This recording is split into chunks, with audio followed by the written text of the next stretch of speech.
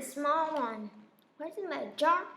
Anthony Cuss, illustrated by Begona Colbullen. Focus question. What does the main character learn about herself in this story? At 8 years old, I'm smaller than everyone else my age. When I walk in the hall at school, I have to squeeze in between the bigger kids to get by. Sometimes they bump into me or step on my toes. Sorry, Sophie, I didn't see you, they say. At the playground, little kids always want to play with me. Some even try to pass me around. Don't climb up the big slide, little girl. One kindergartner warned me last week. You might fall and hurt yourself. I think I'll be okay, I said. She watched me slide down, her mouth wrapping open. My best friend, Casey, is on a toilet kid in second grade. Her legs are so long that when she walked, I have to jog to keep up with her. Some grown up asked her, "Who's your little friends?" One day, while I was over at Casey's house, her grandma thought Casey was babysitting me. Did Sophie? Casey explained, my best friend. How sweet, her grandma said. She leaned toward me and smiled brightly. What grade are you in, Sophie? She asked. Second grade, I answered. She blinked in amazement. When the wind over asked Casey, "Is that true?" she asked. That really rubbed me the wrong way. I used to try to make myself taller whenever I could. My posture was perfect, straight as arrow. I hopped from the tree in our backyard to string out my lunch. I ate my vegetable, even Brussels sprout. Every day I measured myself to see if I grow any taller, but it was the same height every time. It was futuristic. Don't worry, Mom said. I don't let my size slow me down. And I neither should you. Besides, being small has advantage. I studied Mom's surprise. I never thought of her as small, but I support she is. Still, I could see any advantage to do it. One day, Mr. Average announced to the class that we'll be putting on a spring day. You should try out for the lead role. Casey called me. I don't think I'll get it, I sighed. Miss Evangeline probably wants someone bigger. Once she see how good you are, you get the part, she said.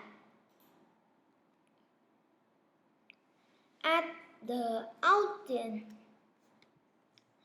I waited my classmate in the back of the auditorium. When it's my turn, I walk up to the center of the stage. I have practiced all the lines, but I never got trained to deliver them. Sophie, Mr. O'Criffe cried, "You'll be perfect at the elf. You just the right size for the costume." When the audition were finished, Mom was waiting outside for me. Mr. Avezes made me an elf. I grumped. That sounds like fun, she said. I don't want to be in the play anymore, I said. Oh, honey, she said. I know you didn't get the part you wanted, but you also know you love acting. I bet you the best elf in the play. That wouldn't be hard to do, I thought. Sign, I'm the only elf in the play. Only had 2 lines, but I went to rehearsal just to please Mom and Dad. Mia got the lead role, a girl wandering through a magical fairy forest in search for her lost dog.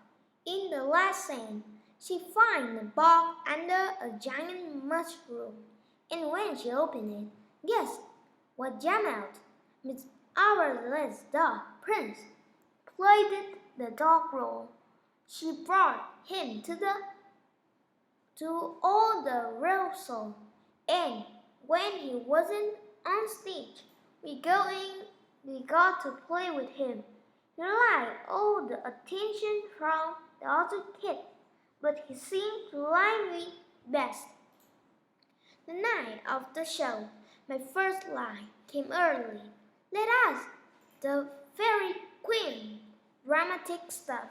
Sign, my only other line was toward the end. I wait off stage, talking turns, scratching print and scratching myself. As a bonus, the elf costume fit me not only like a glove, but like thick wool, itchy glove. When it was time for grand final, Miss Average played Prince inside the box, and then the box was brought on stage. When Mia opened the box, Prince jumped out and planted, but he jumped into the giant mushroom, which fell over, not playing, before Miss Average could catch him. The fire dog leaped off the stick and disappeared underneath it. Miss Alvarez called him, but he whimpered and refused to come out. The light came on in the theater, and the audience started to fire in the seat. The entire class gathered at the edge of the stage. How are we going to get him out of there? Miss Alvarez asked. I'm small enough to squeak under there, I said. I get him. I trot through the dust and the cobweb beneath the stage until I reached Prince. In the dark, I could hardly see him, but as I talked to him softly, he licked my face. When we emerged together, we audience clapped and cheered. I guess every dog has a day. In fact, we got more applause than the star at the end of the show. My parents were proud, and so I was it. After that, I stopped worrying so much about my size. In fact, I decided that Mom was right. After all, being a small has its advantage.